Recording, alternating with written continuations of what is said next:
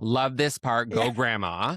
The grandma gave the girl a bullwhip and yelled to, "Let the beast have it." I love it. I also just love that she had a bullwhip on her. As you do. Get it, grandma. The young girl fought with all her might, and eventually the grandmother started to hear squealing noises as the girl whipped seemingly nothing, until she said the being vanished. From that point, it seemed the poltergeist had it out for Dinah, which I mean... yeah, if you kick the shit out of it with a bullwhip. With a bullwhip. Oh my God, that's so scary to me. But yeah, grandma... Let the beast have it!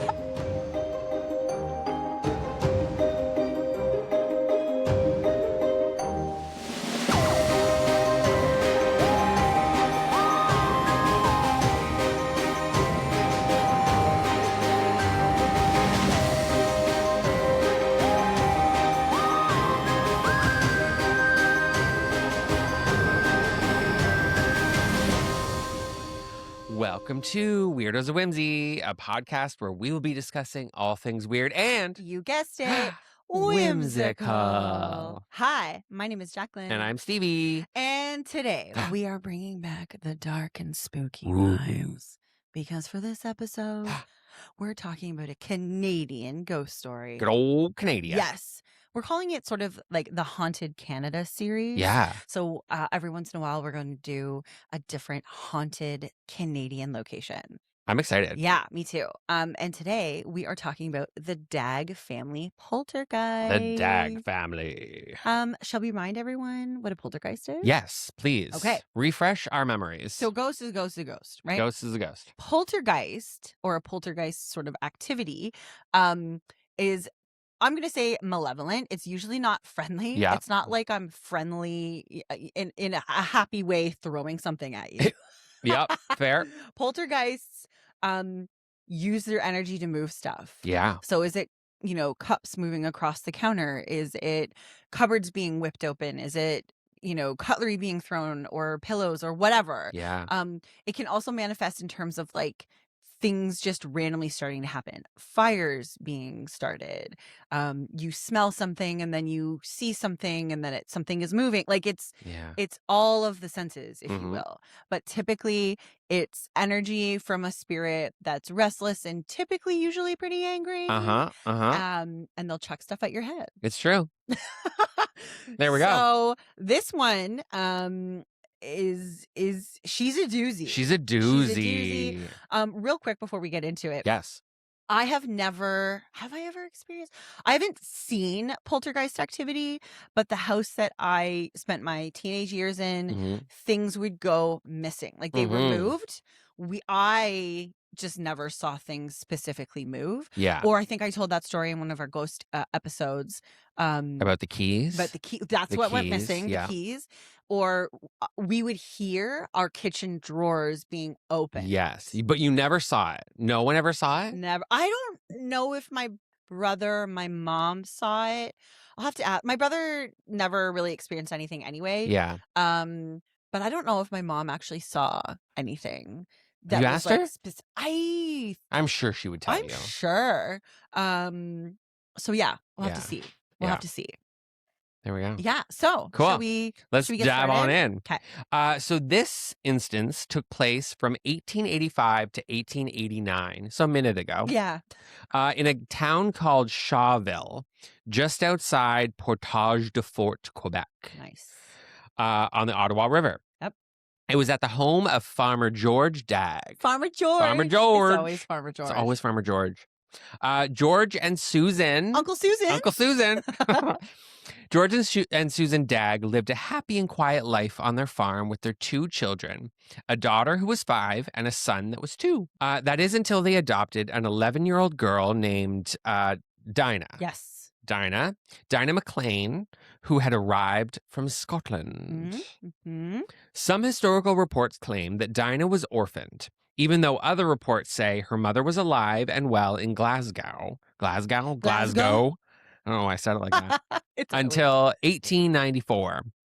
And ended up in Canada thanks to a shady child immigration scheme. Yeah. That sent underprivileged children, get this, underprivileged children to Canada and Australia to work for other families in exchange for housing. Yeah. Child labor. Yeah, exactly that. Like, you can join our family as long as you work on the farm. Yeah. I don't know. I mean, different times back then, but Different man. times. And like, was it I'm sure the UK, well, if they were orphaned, obviously they had no one. Yeah. But it sounds like in this case, if her mother was in fact alive, she probably went, let's just pretend. Let's pretend you have no one so you can leave this terrible place yeah. and go have a family. Like, maybe she just couldn't take care of her. It's Who true. knows? Who knows? It's a thing, I guess. So the family adopted her, and the first few years of her being there were relatively normal. But in 1889, that all changed. Oh, man, did it ever. Whoop. So there are a few different versions of this story, but here's kind of what my research found to be the most common tale, if you will. Let's start when money goes missing. Always a problem. Yeah. Always an issue when money goes missing. Apparently, a $2 bill went missing after George had given the money to his wife for safekeeping. It was eventually found under the bed of their farmhand named Dean. Dean claimed he had no idea how it got there. Shortly after that, Susan walked into the kitchen to find fecal matter spread all over her kitchen. And not just any fecal matter. Yeah. Human waste. I'm a shit on these walls, right? Oh my God. That's exactly what was happening. So George immediately thought that this was retaliation from their farmhand Dean because they accused him of being a thief and stealing the money. Fair, I guess. So he dragged this poor boy down to see a judge to sort all of this out. Yeah. While George and Dean were away, Susan found even more poop that wasn't there when they left in the house, potentially proving that Dean did not do this. Mystery poops. However, the farmers had their suspicions, of course, and he was never welcome back to the farm. I mean, Dean was probably like, I'm out. Yeah. I went to because, like, let's not forget, indoor plumbing, not a thing. Especially with, like, poor farmers. Yeah. Like, this was an outhouse situation. So you're telling me this kid would have gone and collected poop from the outhouse? Or to shit in a bucket. Or to shit in the back. Who knows? Yeah. And played with it? I mean, I guess we'll never know, but... How old was Dean? It didn't say. It just said young farmhand. Interesting. I mean, he was obviously young enough to live on his own. Yeah. Maybe he also was hoping to be adopted, but it didn't say anything. They just said that he was a hired farmhand. Wow. So after that, what the family perceived as more pranks or other disruptions did start happening, and soon they started to experience things that had no explanation. Ooh. So while kind of like similar funny thing, not funny, poop is not funny. Poop, but like pranks were happening, I guess. They were like, oh, like, is someone playing a practical joke on us? Because, like, what else do you think of? But certain things started happening that they just like could not explain. Damn.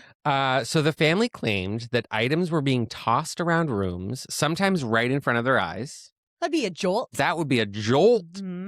Wash bins would levitate. Butter dishes skirted across the tables. Milk cans were emptied. Butter disappeared. Rocks came flying into windows, thrown by seemingly no one. Right. And more windows were cracking and exploding on their own. Dinah's hair was cut, both while she slept and while she was awake. She would scream as her long braid was held out by nothing and started to be sawed off. Yikes. That is terrifying. I mean, listen, did my grandfather Trigano pretend to do that all the time? Oh my God. Yeah. I thought you were going to say he did that. And I was like, oh my God, trauma. No, he would hold it out and be like, I'm going to cut this off one day. And it was always like the joke. That was like our joke. I mean, maybe my older female cousins also had this similar situation. Maybe. I don't know. But that was like something he did. And when I read this, I was like, oh my gosh. But having nothing, like your hair just like levitate and be cut off. That would be really scary. I don't know why it just popped in my head, but who was wearing a pretty pink bow yesterday and isn't wearing one today? Oh my, excellent reference. Excellent reference. Also something that popped into my head. This was so funny and random. So my group of like best guy friends in high school, we were, as you could say, nerds. We Nerd. were cool in our own little way. But when like computer editing and like Photoshop just came on the scene, we were like 14 years old, 15 years old. And I had long hair like I do now. Yeah. Still like pretty much exactly. I have not evolved my hairstyle since I was like, I had bangs. That's the only thing that has changed. I would love bangs. I've considered it again, but like everyone's like, don't do it. Oh, so Zoe got them. And Zoe, they look shout out to Zoe. And they look amazing. They look so good. But she's like, I hate them. Yeah, and they're a lot of work. I spent my whole life Yeah. having them, and it was a lot. A lot of work. So we were like, oh man, it would be so funny if Brian and Oda would like hold my hair up, and then Eric like took them out. He photoshopped them out. So there's this photo of me like standing in my friend Eric's like bald? No, with hair floating. Oh, with hair floating. So it's like I still have it somewhere. That's and I'm just so like, funny. I think it's so funny. I'm laughing in the photo and I'm just like standing there and my hair is floating. And we thought that was like the coolest That's thing so ever. funny. Also, think of that back in the day and think of what you can do now. It's wild. Night and day. Night and day. And we thought this was like the coolest thing. Yeah. Yeah. Anyway. Shout out to the old team. To the old team. Miss you guys. Also, R.I.P. Brian. Okay, so the most serious and scariest events of them all with this, spontaneous fires being started in the home. Dude. It was reported that 8 fires were started in one day. Oh my God. Yeah. With the most dramatic moment being the curtains that burst into flames in front of the family's eyes. I would just move. I mean, I guess you can't if you're that poor and you have nowhere else to go. What do you do? Because we talked about this with the Hinsdale house. Like, why not just move? Just move. But they had no other All choice. of their money is tied up in, and like that's their like home that probably has been for many, many years and generations, right? So soon, whatever was in the Dagg household started to materialize and appear in front of the family, usually the young children. Why is it always the young kids? It's always the young kids. I mean, we do have theories about that. Yeah. They reported seeing a tall, man-like creature that had a cow's head and cloven hooves. Always with the hooves. Another time they reported seeing a large black dog wandering through the home as well. So like 2 different shapes. Yeah. Was it 2 different spirits? Who knows? Who knows? Or was it like having an identity crisis and was like, I'm going to be this, and now I'm going to be this, and now I'm going to be this? I feel that. Mm-hmm. Same. One account shared a story about Dinah specifically. The story says that she was in a bedroom with her grandmother when all of a sudden she started to scream about seeing a big black thing pulling off the bed sheets. Terrifying. Yeah. The grandmother didn't see a black mass, but she did see the bed sheets being ripped off the bed. Also scary. Also scary. Love this part. Go grandma. The grandma gave the girl a bullwhip and yelled to, let the beast have it. I love it. I also just love that she had a bullwhip on her. As you do. Get it, grandma. The young girl fought with all her might, and eventually the grandmother started to hear squealing noises as the girl whipped seemingly nothing, until she said the being vanished. From that point, it seemed the poltergeist had it out for Dinah, which I mean... yeah, if you kick the shit out of it with a bullwhip. With a bullwhip. Oh my God, that's so scary to me. But yeah, grandma... Let the beast have it. In that accent. Absolutely. For sure. Never mind that it was in Quebec. It for sure was that accent. Oh, true. Yeah. Yeah, so I mean, seriously, that's amazing. Yeah. But so here's what's really interesting to me. I mean, all of this is really interesting to me, but like there are several witnesses, including the children and the parents. Yeah. That had something happen or saw it. So it wasn't just like just the kids are saying it or just the parents are saying it. Like this is happening in front of many different people. Yeah. We'll get into more of who that is in just a moment. Crazy. Here's another terrifying encounter. Yep. Okay. This terrifying report, another terrifying reported encounter includes the 5-year-old daughter whose name was Mary. Mary. She was in the kitchen. Someone's in the kitchen with Dinah. Sorry. I'm not sorry. So Mary was in the kitchen when she turned around to see a tall cow man with the hooves that we talked about. And it spoke to her. Ooh. It freaking spoke to her. He apparently pointed to the oven and allegedly said, "Want to come to hell with me?" Oh, Jesus. What? That's creepy. The F? Wow. Right? And this is a 5-year-old girl. 5-year-old girl. What 5-year-old just makes that up? I mean, I feel like a lot might. Especially if Fair they're a enough. religious Now- family Oh, yeah. Fair. that they drill in that you're going to Yes, hell, that's right? true. That's a excellent point. Yeah. Excellent point. But scary. But scary. Yeah. After that, the voice would not stop. Mhm. A deep, gravelly voice, described as sounding like a gruff old man, began speaking from the shadows or empty corners. It mocked the family, used foul language, and at one point claimed to be the devil himself. Can we try and do a gravelly voice? Oh, yeah, okay. Do you want to go first? Or do you want me to go first? You go first. But like really try. I'm going to really try to be a quote gruff old man. Okay. Like if I were faking some sort of scary ghosty voice. Yeah. Are we going to say, want to come to hell with me? Okay. Yeah. Okay. Okay. No laugh attacks. This is not a laughing matter. Not like yesterday where I laughed for 47 minutes. Yep. Okay. Wanna come to hell with me? That was creepy. Was it creepy? That was creepy. I feel like What? I look like an idiot. Sugar water. More. More sugar water. Gets me. Sugar water. Does anyone know what we're You talking have to about? know that reference. More. It was an Egger, some kind of Egger suit. Egger. I was like, Egger. Like, I just love I love that it. whole suit. It Yeah. was Egger. I know Egger. And this thing wasn't Egger. She did so good in that It's scene. so good. If you don't know what we're talking about, Oh, one of my top 5 movies. so good. For sure. So good. It's Men in Black if you didn't know. Okay. Okay, your turn. Oh, Monica. Wait, no. It's just gonna be Egger. It's, yeah. Wanna come to hell with me? Okay. Way creepier than mine. Welcome to hell. You're practicing. I think you're practicing. You're practicing to be the gatekeeper. The gatekeeper. Da, da, da. The gatekeeper. Where you will say, "Get me sugar water." Sugar water. More. My throat is hurting. Clearly, I'm not supposed to be that low. God damn it. I am, though. I sing. I can really sing low songs. What is that called? Baritone? Yeah, baritone, I think. When we do karaoke, I always choose like the low, manly. You do have a low, voice. You can take your Why, low. thank you. Okay, what's the lowest note you can hit right now? How do I hit a like, note? whoa. That's the lowest I can go. Whoa.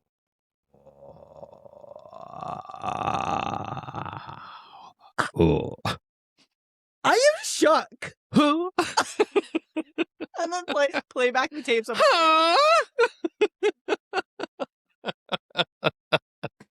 play back the tapes of us trying to be werewolves. Oh my God, yeah. We're ridiculous. Oh. A little concerned goat.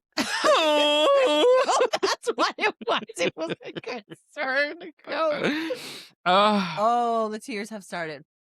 All right. Well, back to really scary thing. All right. I'm sorry I interrupted you. Yeah, you better be sorry. There are media reports, official records, and of course, lots of local lore about this talking poltergeist. Creepy. Witnesses ranging from other local farmers to priests have all claimed to have heard this thing speak. Right. Crazy. Wild. Dinah seemed to be the one it was most attached to, as if it would only speak when she was around. Interesting. And she's very puberty age, right? She goes from talking like this to talking like this. Eventually, word got out to neighboring towns and cities, and as it does. And a journalist by the name of Percy Woodcock. Hey, wasn't I just talking about Percy the Pigeons? You were? Yes. Percy Woodcock from Brockville wanted to investigate. Upon his arrival, fully expecting this to be fake, he asked Dinah if she could summon the talking ghost. To his surprise, a low, growling voice started to appear from nowhere, swearing at him and mocking him mercilessly. Wow. Probably like, nice last name, Woodcock. That's what I would say. Yep. Allegedly, Woodcock and the poltergeist? Poltergeist. Woodcock and the poltergeist. I did it again. Woodcock and the poltergeist spoke for hours about philosophy, life and death, mortality, everything. Wow. He even went so far as to try and banish it from the property and to leave the little girl alone. So I ask you, like, what 11-year-old knows Could have a conversation right. like that. And it like I couldn't at 11. oh, 11, I was like, I love Winnie the Pooh and Eeyore. Oh my Like, what God. am I, Yeah. you know what I mean? Yeah. It there were a couple of different reports. This is where it was like differing. One report said that this discussion went on for 5 hours. Oh, wow. One report said that he gathered a bunch of witnesses to also listen to this, which of Okay. course a lot of witnesses have reported hearing it talk, so maybe that also happened during this too. Another report said this voice started to play the harmonica. The voice did. Yeah. Oh, weird. And everyone's like, where's that harmonica coming from? Interesting. Wild. Also, what 11-year-old could hold a conversation for 5 hours? Well, this is it, right? I mean, I don't care. Are you, when you're 11 in 1885, are you actually like 42? I don't know. mean, this is actually a very valid point. Right? Because Yeah. like clearly there were some suspicions where They were people- middle-aged by then. ready to, yeah, I'm not even gonna say it. Like there were some people who thought that she was doing this, Mhm. but when this Percy Woodcock journalist person came and like held these kinds of conversations, that changed things for him, he said, because like, yeah, philosophy, Yeah. what child knows anything Yeah, about that? especially back then. Yeah, People not weren't as exactly. educated. Exactly. Wild. So here's a part of a group statement from those witnesses reported on by the Ottawa Citizen, a paper that I found online that explored this case. Here's a quote. When the child Dinah is present, a deep, gruff voice like that of an aged man has been heard at various times, both in the house and outdoors, the witnesses attested. And when asked questions, it answered so as to be distinctly heard, showing that he is cognizant of all that has taken place. Interesting. Bizarre. Yeah. The voice's claims were all over the place. It said it was a devil, the devil, the spirit of an 80-year-old man who had died on the property 20 years prior, and would go from incredibly angry and malevolent to quite chatty and willing to shoot the shit. I mean, sure. Sure. Honestly, that's me sometimes. Yeah, yeah. At one point, it seemed to have a sense of humor. According to a report in the November 1889 paper, the Ottawa Free Press, a priest had gone to try to do an exorcism, and it told him, better stick to photography. That, how do you not laugh in that? That's instance? hilarious. I mean, obviously, if it's like a terrifying situation, then fine. But if this kid is like, better stick to photography, jerk. Like, come on. That's pretty funny. That is funny. Because I assume, obviously, they were taking photos of this young girl. None of which I could find, by the way. So as suddenly as it arrived, the activity ceased in late 1889. According to local lore, the entity's voice shifted from a growl to a beautiful angelic tone. I don't know why I went like dumb. Yeah. Sorry if you sound like that, you're not dumb.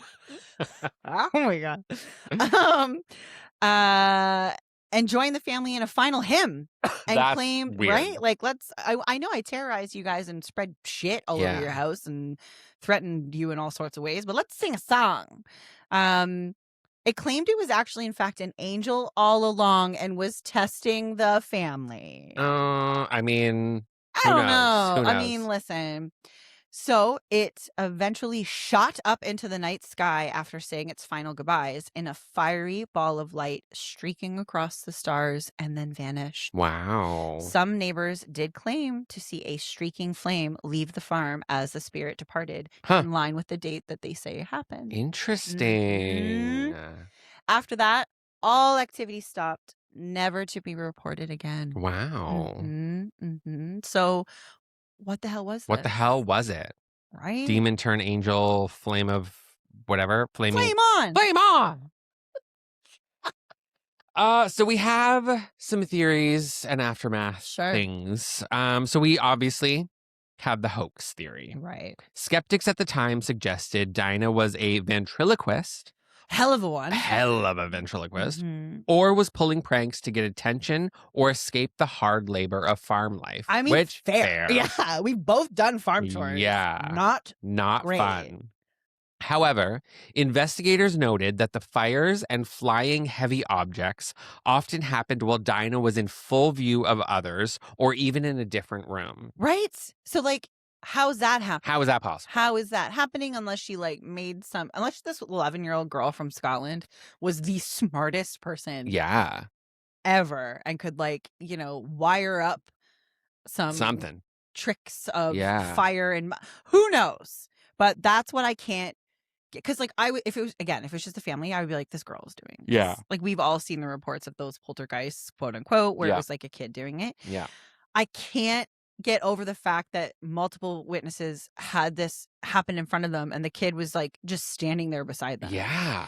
I don't get it. Also, how do you play a harmonica as a ventriloquist? I don't think you can. I don't think you right in. Yeah. We are not up to date on our ventriloquist lore, but Or harmonica. I don't think any voice could make that sound. Like, how could you even okay, this is my best harmonica. Oh God, here we go. Suck and blow, suck and blow. That last part was actually pretty good. Thank you. So, like, there you go. There you go. That's my best king of the can. So the haunting was marked by a real life tragedy. The Daggs' young daughter Eliza died during this period in a fire that some locals actually linked to the demon, though official records vary. Right. So, like, was this happening? This poor child died, and then that spirit also joined in on the chaos because it was like, I died out of trauma and tragic circumstances. Yeah. Like, terrible. Yeah. Also, I don't know why. Like, I had to really search for that. Like, did you? There were some stories that, like, barely spoke about Eliza at all. So I thought I'd, put that in as the end as, like, yeah, maybe this is why. Weird. So the Dagg family remains a point of interest for folklorists. The National Film Board of Canada even produced a short film about it in 1957 called The Ghost That Talked. We need to see this film. I want to watch it. Yeah, we need to see this we film. We got to find that. Really interested in it. Also found that the farm is still standing. Oh, okay. People live in it. Oh, wow. Yep. A family or a family had lived in it. I don't know if the woman is just on her own now or not.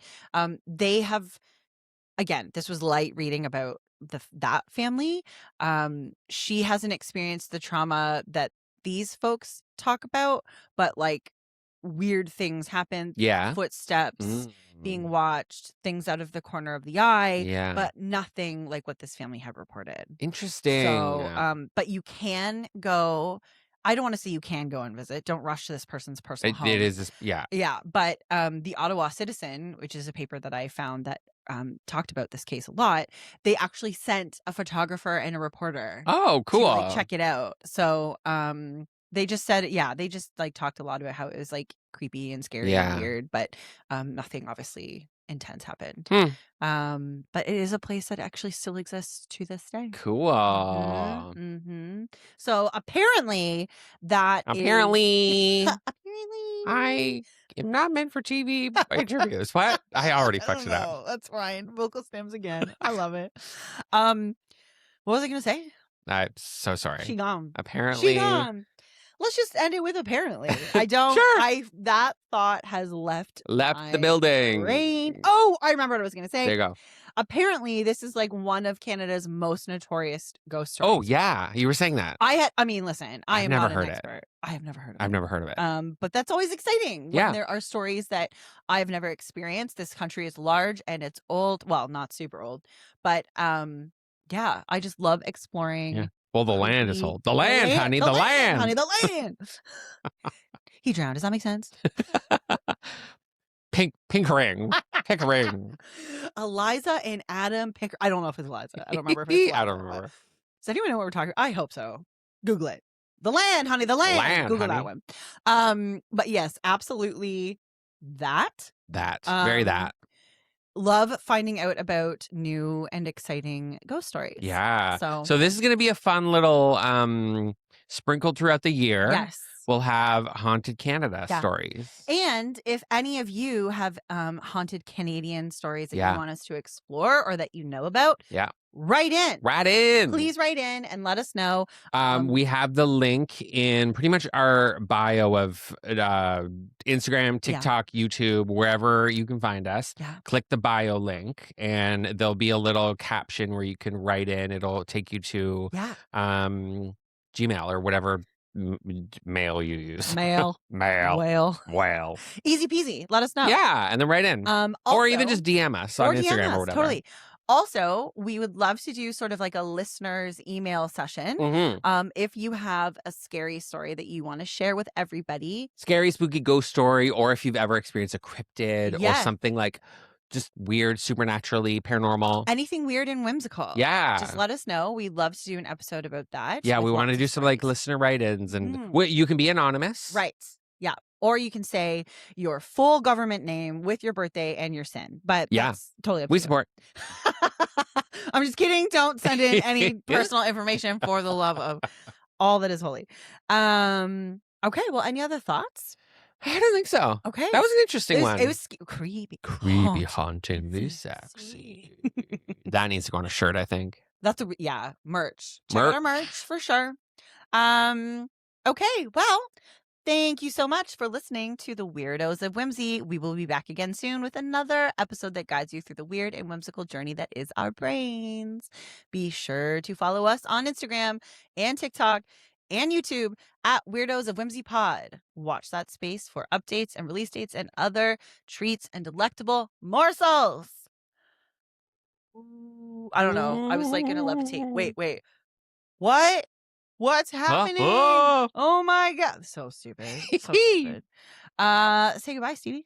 Goodbye, everybody. And as always, big gulps, eh? Well, see you later.